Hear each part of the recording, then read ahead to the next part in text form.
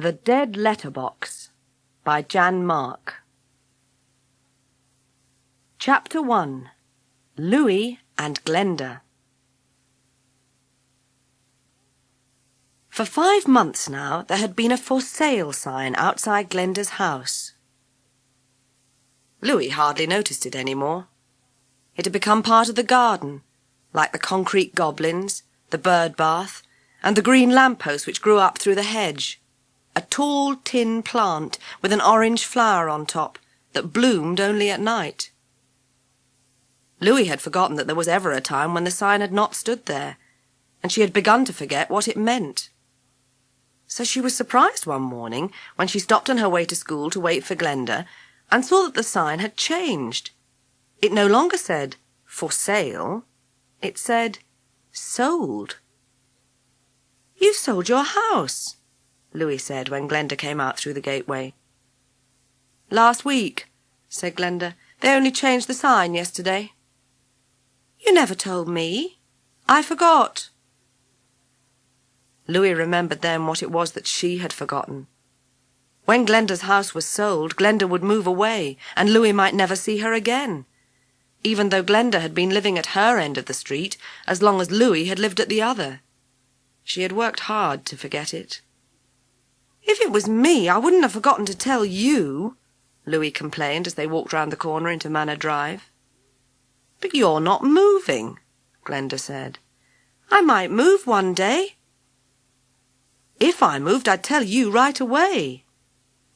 "But I wouldn't be here," said Glenda. They were getting near the school, and people were turning into Manor Drive from all the other side roads. Glenda and Louie were best friends, but Glenda was Louie's only friend, while everybody was Glenda's friend. Glenda might start talking to almost anyone, even if Louie were already talking to her. "When are you going?" Louie asked quickly, but she was only just in time. "In the holidays, I expect. Not till the end of term, anyway," said Glenda, and hung back to talk to a girl from the top class who was coming up alongside them. Louie found that she was walking on her own, and started to hurry so that people would think that she had left Glenda behind, and not that Glenda had left her in front. Louie stood next to Glenda in assembly, but there was no chance to talk because they were in the choir and everyone could see them up at the front. There was no chance to ask questions in class because Glenda was on the other side of the room. Once they had sat at the same table, but Miss Ward said they talked too much. So now Louie had to share with Wayne Hodges, who wore his snorkel jacket indoors and sat with the hood zipped up so that he looked like a ship's ventilator. Glenda was over by the window with Sarah and Helen Tate, who were twins and talked only to each other, and Joanne Smith, who sucked her pigtails and never talked at all. Louie sat staring at the 2 shifty eyes that were Wayne deep, deep inside his ventilator, and wondered what it would be like next term in Mrs. Thomas's class without Glenda. She would have to make another friend. She looked round the room to see who might do, but everybody had friends already. You could not go round saying to people, "Will you be my friend?" They would giggle and say, "Why?" She looked at Wayne again. Being friends with Wayne would be like having a pet tortoise, and she had a pet tortoise. Half the time it wouldn't come out. Miss Ward moved between the tables looking at people's work. "Now, Michael, that's not very clever, is it? Stop writing on your legs, Sarah. Wayne, take your coat off. How many more times?" "Yes, Glenda?" "I've finished my card, miss. Can I go down the library, miss?" "Library, not library," said Miss Ward. "Say it properly." "Can I go down the library?" Glenda said, already half out of her seat. She always finished first, and she always ended the morning in the library, looking for a book to read, although she never seemed to find one. Louie watched her leave the room. In 15 minutes the bell would ring. Glenda would rush home for lunch and not come back until it was time for afternoon lessons. Louie ate at school because her mum was at work. At this rate, she would never manage to speak to Glenda before home time, and then Glenda would be staying late for gymnastics after school. Louie had an idea and hurried to finish her own work card. "Can I go down the library, please, miss?" "Down where?" "The library." "Library," said Miss Ward. "How many more times? Library, not lieberry. It's not a fruit. It doesn't grow on a lieberry bush. Library. Can I?" "All right, off you go." Louie went. Miss Ward was still at it as she left. "Wayne, take your coat off. How many more times?" "Here we go round the library bush, the library bush, the library bush," sang Louie under her breath as she went down the corridor. Glenda, looking very learned, was sitting on the carpet in the library area with books piled all round her. She was reading a comic.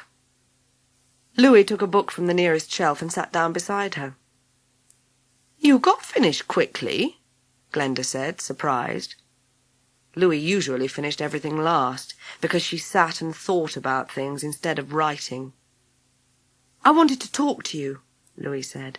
"When are you moving? Have you got a new house yet?" "I told you.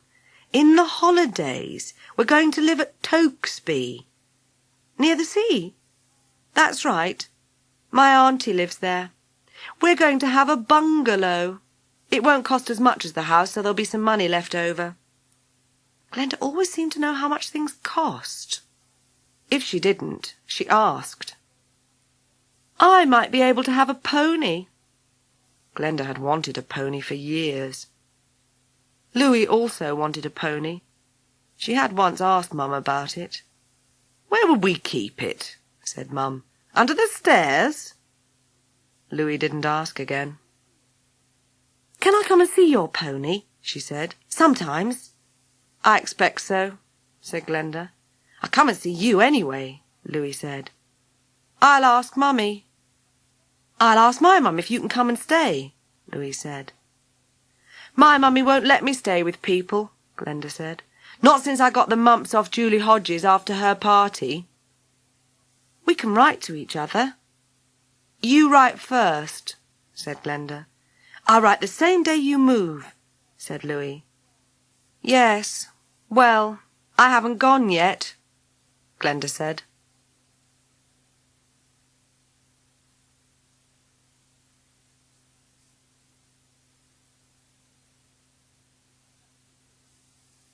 Chapter 2. I Spy. The library was Louie's favourite room at school, although it was not really a room at all, more like a large bite out of the side of the corridor opposite Mrs. Thomas's office. The librarian was a boy in the top class, and Louie had decided to ask for the job when she too reached the top class, not next year, but the year after.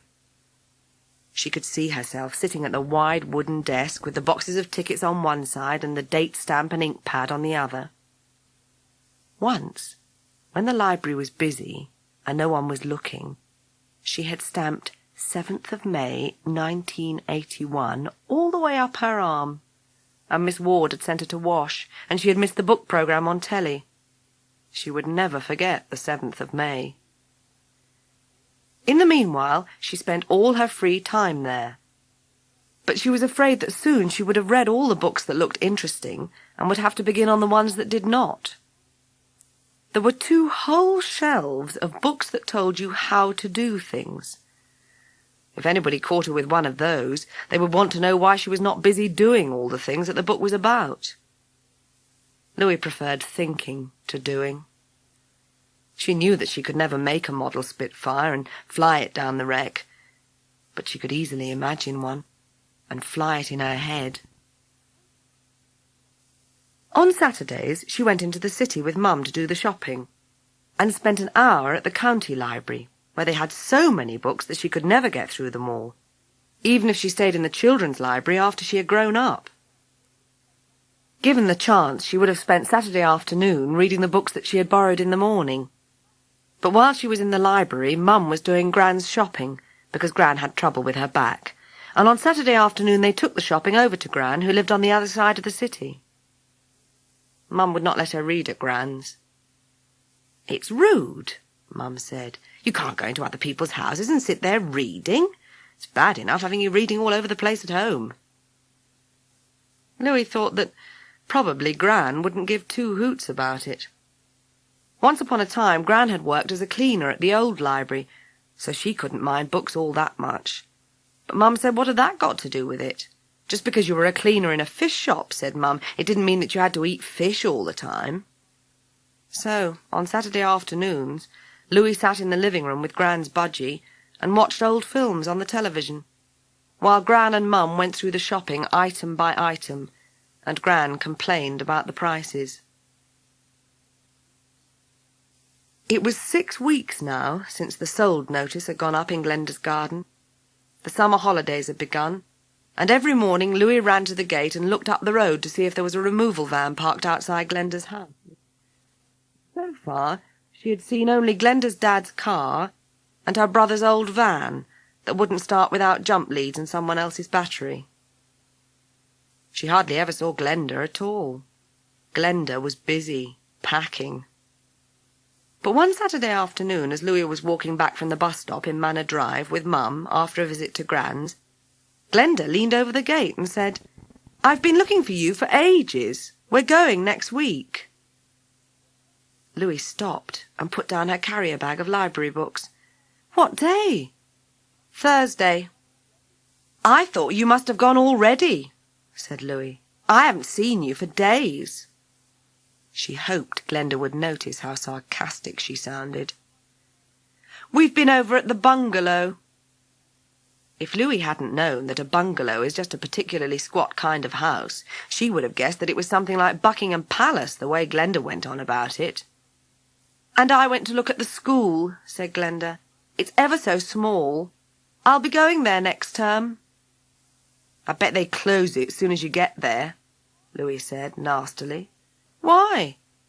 "They always close little village schools. Then there's letters in the paper and people moaning about it on the telly, but it's no good. They never open them again. I bet they closed yours. I bet you have to go to another school miles and miles away, by bus." "There's a field next to the bungalow," Glenda said calmly, "with a shed in it. Just big enough for a stable." "Are you staying there all night?" Louie's mother yelled. She was halfway down the road, and had only just noticed that Louie was no longer behind her. "Will you be coming into the city for shopping when you move?" Louie said in a hurry. "We could meet each other sometimes." "On Saturdays, Mummy said." "Well, so do I. We could meet at the library on Saturday mornings." "We'll be coming on Saturday afternoons," said Glenda. "Louie, will you get a move on?" Mum was shouting right down by the pillar box now. "I've got to go," Louie said, panicking. "Bye-bye," said Glenda.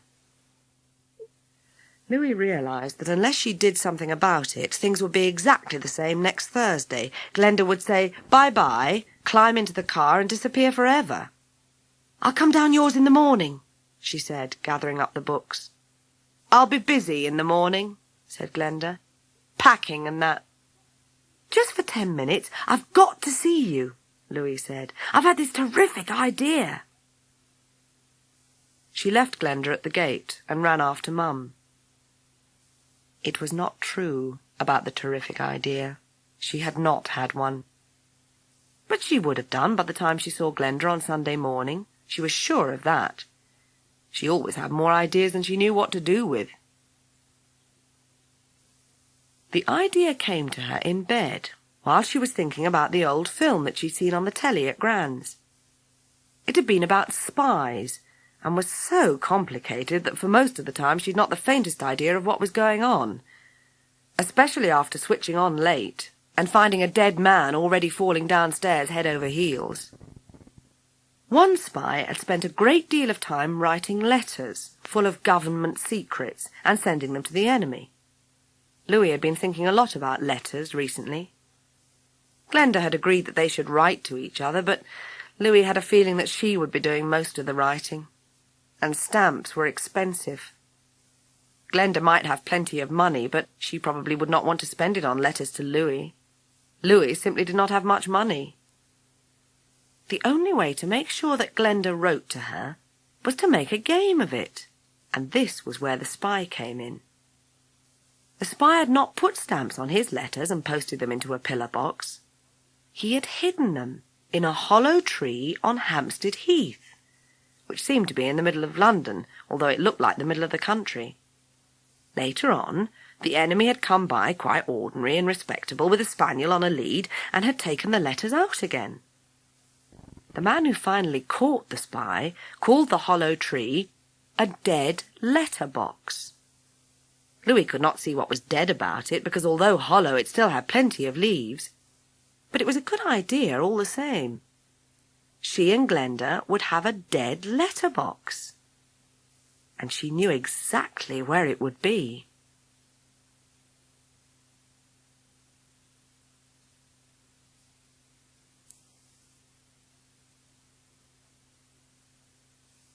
Chapter 3. Going. Glenda's house was full of tea chests on Sunday morning, and Glenda's mother made Louie and Glenda go and talk in the back garden, while she ran about filling the tea chests with clothes and crockery and padded sandwiches, making lists, and then taking everything out again and putting it somewhere else. "You better be quick," said Glenda. "I ought to be helping." "I had this idea," said Louie. "I saw this film yesterday on telly." "So did I," Glenda said. "Mummy says I can choose my own curtains in the new bungalow and a lampshade to match. Won't half be funny sleeping downstairs." "Not if you haven't got an upstairs," Louie pointed out. "I meant the film about the spies. Is that the one you saw?" "Yes, and it was dead boring, so I switched over to the racing." "Motor racing?" "No, horses, of course." "Did you see that bit about leaving letters in a hollow tree on Hampstead Heath?" "No, look." Glenda sounded just like her mother. "I can't stand around here all day talking about old films." Louie moved quickly so that she stood between Glenda and the back door. "There was this spy, see, and he knew people were opening his letters and that, so he stopped posting them and hid them in this tree, and then this other spy took his dog for a walk and got the letters out again, and nobody knew. I thought we could do that." "We haven't got a dog," said Glenda. "Anyway, I'm moving on Thursday." "I know you are, but you said you'd be coming into town on Saturdays for shopping." "I shan't see you," Glenda said firmly. "We're coming in the afternoons." "I know, you said, but we could have a dead letterbox too, like they did in the film. I could leave a message for you in the morning, and you could collect it in the afternoon and leave one for me." Glenda began to look faintly interested. "Where'd you leave it?" "In the library," Louie said. "I don't belong to the library," said Glenda. "You could join." "I don't want to join." "Well, you needn't, not if it's only to collect letters. You can just go in. Anyone can go in, it's free." "It's on the rates," said Glenda, knowingly. "Mummy said—" "Look, where would you leave this letter, then?" "I don't know. In a secret place," Louie said, wondering where she would find a secret place in the county library, always full of people. "But you only go to the library on Saturdays," said Glenda. "I'll be gone by next Saturday. I won't know where you've left it." "I'll go in tomorrow, then," Louie said, recklessly, not at all sure that Mum would let her go into the city alone. "And I'll find a dead letterbox, and I'll tell you about it before you go. Then you'll know where to look. All right?"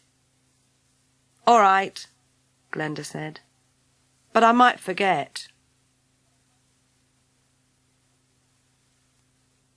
The county library stood between the Theatre Royal and City Hall, opposite the car park. At the bottom of the steps that led up to the entrance was a little shrubby tree growing inside a collar of brown cobblestones. This, thought Louie, could be the library bush. In spring there were clusters of pink flowers hanging from the branches, but unfortunately no berries in winter, Nothing you could make into lie-berry jam. Louie had to go downstairs to reach the children's library in the basement. The adult library was on ground level, and where the stairs went down there was a kind of balcony and a railing along the side where you could lean over and watch the people down below in the children's section. When she had finished choosing her books, Louie liked to go back upstairs and lean over the railings, pretending that she was on the veranda of a house built into a mountainside in wild foreign parts, or on the bridge of a starship, gazing out over the universe, or in a skyscraper in New York, or just enjoying the thought that, if she wanted to, she could spit on someone's head. But this morning there was no time for that. Mum had not been very pleased about her going to the city alone, and she had to be home by 12 o'clock. Also, she had had to use most of that week's pocket money on the bus fare, as Mum would not let her walk so far by herself. She went straight down the stairs and began to look for somewhere to use as a dead letterbox. The children's library was disguised as a big living room, with pictures on the walls and a carpet and canvas beanbags big enough to sit on in case people got frightened by seeing so many books and went away again without reading anything. No one could say you were rude if you sat reading in this living room, and it was not like a bookshop where people grew suspicious if you stood around just looking and didn't buy anything. Louie stood around just looking. The first place she thought of was the card index, with all its little drawers so long and narrow that slid out silently when she pulled the handles. The cards on their brass spindles did not go all the way to the back of the drawers. There was quite a big gap in some of them where a letter would fit nicely and never be found except by someone who was looking for it. But as she watched, one of the librarians took out the A to L drawer and unscrewed the spindle. All she wanted to do was to put some more cards in, but in so doing she found an old sweet wrapper that someone had hidden there, and crossly took it out. That might easily happen to a letter. Louie moved away. She wondered if it would be possible to hide a letter behind one of the shelves against the wall. But Glenda might forget where she was supposed to look, or get tired of searching. Someone might mistake it for rubbish and throw it away. While she was examining the shelves, Louie noticed that one very thin book had slipped behind the others. She took it out and looked at the author's name so that she could put it back in the right place. It was called The Windmill. Louie had never heard of Penelope Saltash, so she looked inside. It did not seem to be a very popular Sadler and Samuel's, where Glenda would be sure to see it. So long as Glenda had kept the bit of paper, she would never remember otherwise. There was no television at Gran's that afternoon. The set had broken down, and no one could come to mend it until Monday. Louie sat on the settee and looked sideways into her carrier bag where the books were waiting. "Let her read if she wants to," Gran said. "I don't mind."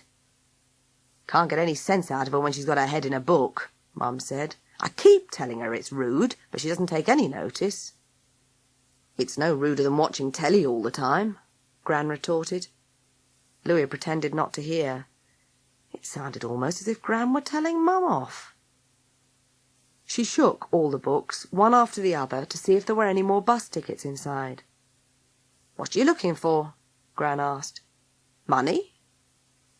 "Bus tickets," Louie said. "People put them in for bookmarks and forget about them. When I was a cleaner down the old library after the war, they used to have a whole shelf of things that people left in books," said Gran. "Was there ever any money?"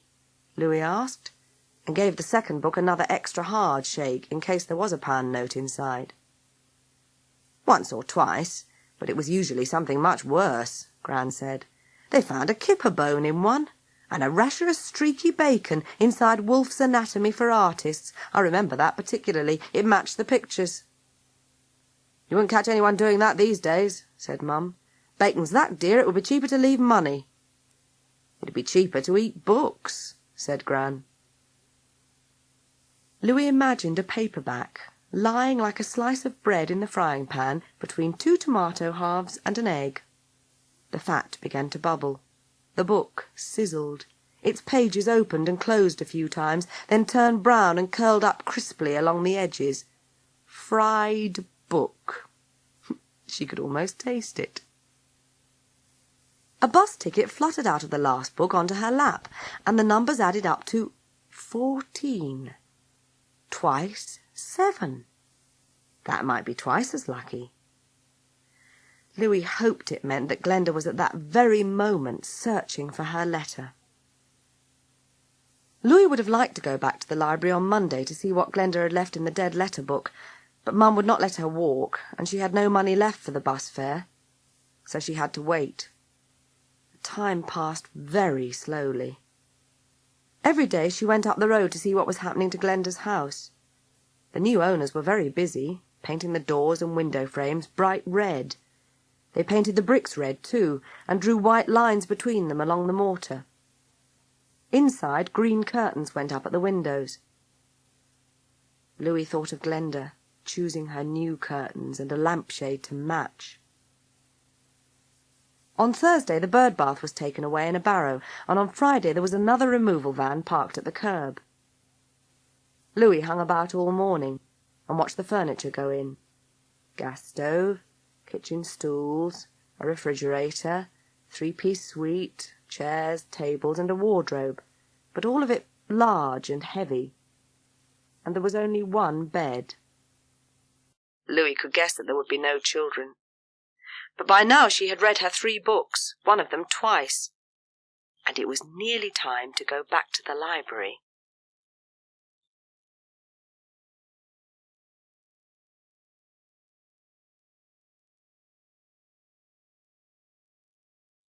Chapter 5. Death of a Letter. "Here we go round the library bush," sang Louie on Saturday morning, and went round the library bush 3 times for luck, swinging her books in the carrier bag. The librarian on duty knew Louie by name, probably because Louie showed up at exactly the same time every week. Louie handed over the books, parting reluctantly with the one she had read twice because she was longing to read it again, but could not bear to pass up the chance of a new one, took her tickets and went straight over to the S shelf. The Windmill Children was still there, between Sadler and Samuel's. Louie looked round to make sure that no one was watching, and, opening the book, poked her finger into the little pocket at the front. There was something in it, tucked down at the bottom below the slip of card with the book's name typed on it. Glenda had not forgotten then. Louie drew out the folded paper between 2 fingers and opened it. It was her own letter.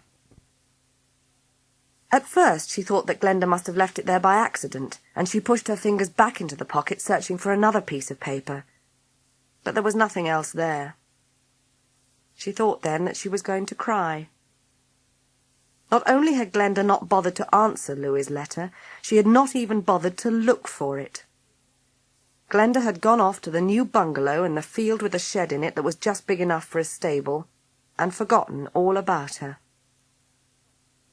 Louie sat down on one of the beanbags, took a pencil out of her pocket, and began to write a second letter on the back of the first one. It was much easier to write than the first letter.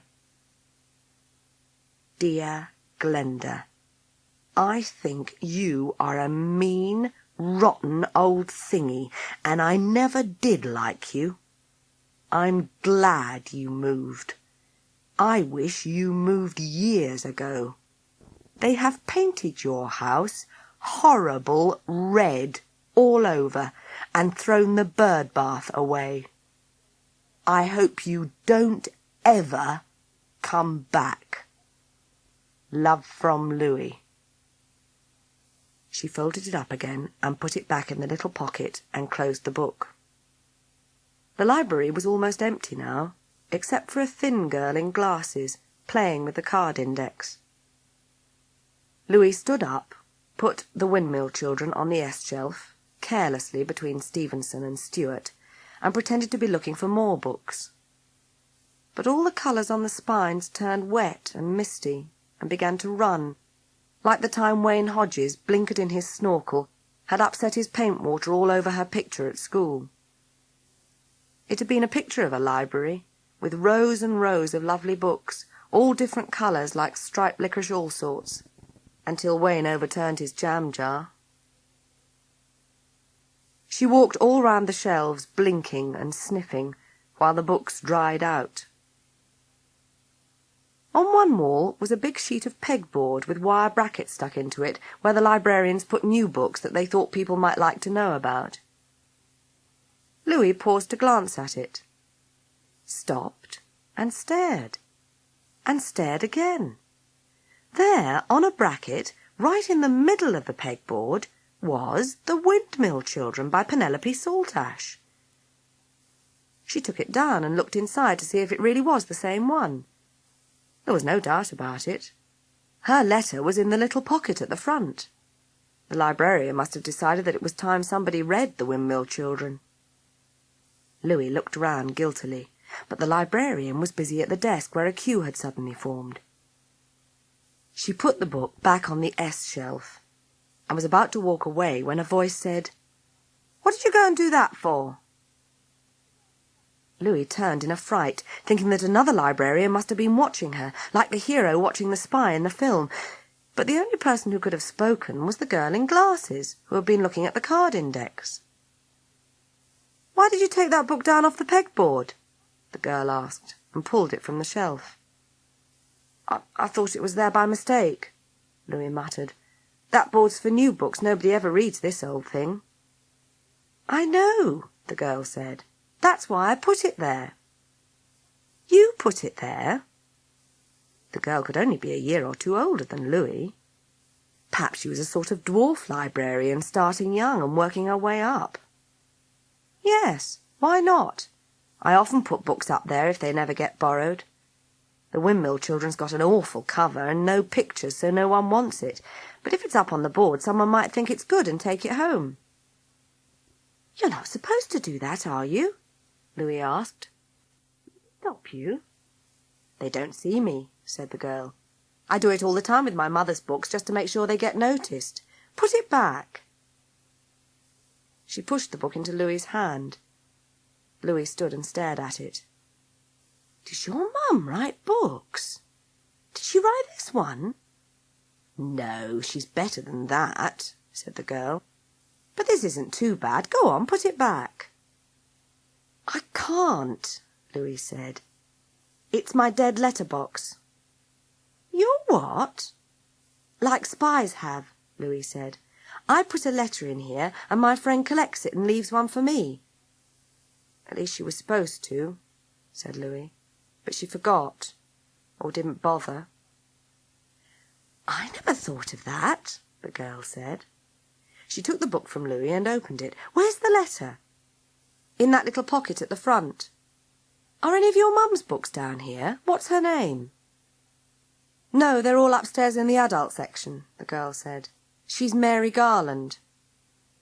Louie wished that she had heard of Mary Garland. "What's your name?" "Jane Garland." Jane was reading the letters. "Are you sure this Glenda's your friend?" "She used to be," Louie said, "till last week, but she's got a bungalow now." "I'd tell her to go and chase herself," said Jane. "I'd tell her to take a long walk off a short pier. If people don't answer my letters, I ring them up and bawl them out." "I haven't got a phone," said Louie, "and she's having one, but I don't know the number. She didn't even tell me her address." She looked at the book, and the colours began to run again. "Well, let her get on with it. You've got other friends, haven't you?" "No," said Louie. "Well, Wayne Hodges is all right, but he won't unzip his snorkel. You can't talk to him. He never hears what you say half the time." "You want to advertise," Jane said. "How?" "For glass cages outside shops. If people want something, they write an advert on a postcard and the shopkeeper puts it up for them. We did that when we lost our cat and someone brought him back." "It would cost too much," Louie said. "I didn't mean you should write a postcard. Put a message in a book, only don't hide it this time. If you leave an address, someone may find it and write to you. It'd be like getting a pen friend. Suppose it was someone I didn't like. Jane thought about that. Put it in a book you enjoy, and the right sort of person will find it. Look, I'll help you. Have you got any more paper? They sat down on the same beanbag and planned an advertisement. My name is Louise Cossey. I live at 68 Cromer Road. Please write to me if you would like to be my pen friend. I think this is a good book, don't you? What if nobody answers? Said Louie. Bring some more paper next week and write lots of them, Jane said. Someone's sure to answer in the end. They put the note into one of Louie's favourite books and stood it on a bracket in place of the Windmill Children, which went back between Sadler and Samuel's. Have you ever read the Windmill Children? Jane asked. No. Well, why don't you? Next week, said Louie. I'll leave it for now. Glenda might come in after all this afternoon, and I'd like her to see what I wrote.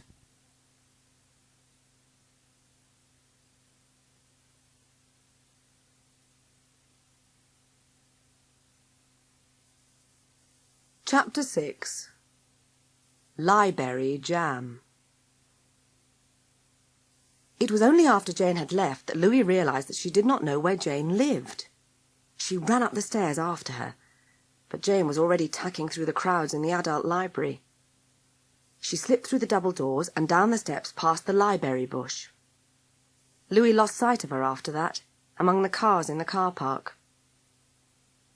Then, for the first time, she ventured among the shelves in the adult library and looked in the history section for Mary Garland's books. She did not have far to look. They were all on display, on brackets, or standing up on top of shelves, where people would notice them. Jane had been at work. Louie waited all week to see if anyone would write, waylaying the postman at the gate, but there were never any letters for her. Glenda was choosing curtains and lampshades away in the bungalow, and no one, it seemed, had answered her advertisement. I'll be glad when you go back to school, Mum said on Saturday morning. You're like a flea in a fit these days. Stop fiddling with those letters and put your shoes on. You're not going to town in your socks. The first person she saw in the library was Jane, lurking about near the head of the stairs where the history books were kept. Did you get any letters? Jane asked at once before Louie had had time to say hello. Not yet, Louie said. They went downstairs and looked for the Windmill Children. It was still there, and Louie's letter to Glenda was still inside, undisturbed since last week. Louie said nothing, but while the librarian was looking the other way, she took out the letter and put the Windmill Children on a bracket against the pegboard. I bet someone borrows it now, said Jane. We put your advertisement book there, and that went on Monday. How do you know it was Monday? I came in to check. I come every day nearly. I'm going to try advertising too, Jane said, and took a bundle of notes out of her pocket. Every time she opened a book to look inside, she slipped a note into the last chapter. Louie squinted over her shoulder and read, If you enjoyed this book, please write to Jane Garland, 105 Corunna Gardens, London, West 9. I enjoyed it too. London? You've come all the way from London? I'm on holiday, Jane said, staying with my cousins. Oh. Louie felt disappointed, without having realised that there was anything to be disappointed about. When are you going home? In September. When will you come back again? I don't know. After Christmas, perhaps. Maybe at Easter. I'm only here now because Mum's away lecturing in America. Come on, aren't you going to put any ads in? Louie opened a few books and slipped her advertisements inside, without even bothering to look at the titles. First Glenda, then Jane. Everybody went away, and Louie was always left behind. One day, she wouldn't be surprised, she would peer into the depths of Wayne's snorkel and find that he had gone too, in the middle of arithmetic, while no one was looking. When Louie met Mum at the steps by the market, Jane went off to the bookshop in St Giles Lane to make sure that all her mother's books were at the front of the shelves. "Who was that you were with?" Mum said. "Jane Garland. I see her in the library sometimes. Her mum writes books," said Louie. "That's what she tells you," said Mum. "I've seen the books," said Louie. "Trust you to find someone whose mother writes books," Mum said. "Did you tell her your mother works in Tesco's?" "She didn't ask," Louie said. "But I told her about Gran being a cleaner at the old library." "And what did she say to that?" "She didn't say anything. I told her about the bacon bookmark, and she said her mum once found half a poppadom in an Agatha Christie." "What's a poppadom?" "Some people always have to go one better. It's an Indian pancake," said Mum, sort of. "Anyway, you won't be going to the library next week. One of your dad's mates is lending us his caravan at Clacton for the weekend." The caravan was supposed to be a rare treat. Louie had to look pleased. She was sure it would rain all the time they were at Clacton. But it was hot and sunny, and she spent the whole weekend on the beach with her 3 library books that she'd been saving specially. She hoped there would be a pile of letters on the doormat when she came home, in answer to her advertisement. But there was only one postcard, from Auntie Pauline on holiday in Mallorca. "Some people," said Mum, "always have to go one better." There was nothing from Glenda. Nothing at all for Louie. They came home on Sunday night, and there were still 5 days to go before she could get to the library again. Next morning she went up the road to see how the house was coming along. The sunflowers were still drooping over the side gate, but the house, red and glistening all over, looked like the model of a house, the kind you press out and fit together without glue, that always falls to bits very quickly. A lady she had never seen before was trimming the privet hedge round the lamp-post. Louie said, "Hello." The lady said, "Good morning," and went on cutting the privet. On Saturday she ran all the way from the bus stop to the library and found Jane outside going round and round the library bush. "Where were you last week?" Jane said. "I had to go on holiday," said Louie. "It was a surprise. I didn't want to." "I was afraid I wouldn't see you again. I'm going home tomorrow," said Jane. "Already?" "School starts next week." September already. Things were going from bad to worse. "Have you had any letters yet?" Louie said. She could not think of anything else to say. "I might have. I don't know. They'll all be in London if I have, won't they? Waiting for me," she said happily. "What about you?" "No, nothing. Not yet." "Well, you never know your luck," said Jane. "The library's ever so full today. There's a queue on the stairs." There was too, as far as the bend, halfway down. Jane and Louie had to tag on at the end of it and wait for 5 minutes before they could get to the desk. Louie handed over her books and they pushed their way in. She'd never seen the library so full. There were children everywhere, standing at the shelves, squatting on the floor, and squeezed together 3 to a beanbag, on the carpet, but nobody was reading. They were all opening books and taking out bits of paper. There were bits of paper all over the floor. People were swapping bits of paper and copying down addresses. Others were looking for empty books to put their addresses into. 2 librarians were standing by the desk looking both interested and worried. "Gosh," said Jane, "we did that."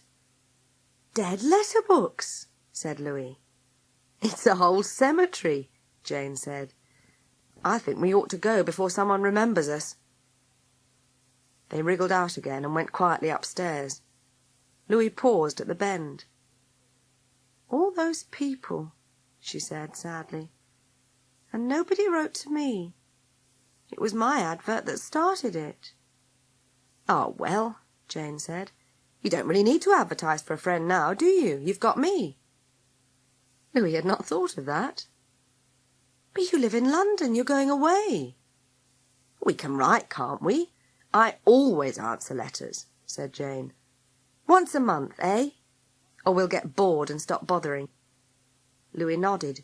She could afford a stamp once a month. They pushed their way clear at the head of the stairs and met a fresh surge of children on the way down. Through it, the head librarian of all the library was wading toward them. "Traffic jam," Jane said. "And here comes the traffic warden, Scarper!" Louie turned back for a moment to look down into the children's library. She could not see the floor. The room was full of heads, seething like fruit in a saucepan, at a rolling boil. "No," she said, "not traffic jam. Library jam." And they went out, down the steps, 3 times round the library bush for luck, and into the car park.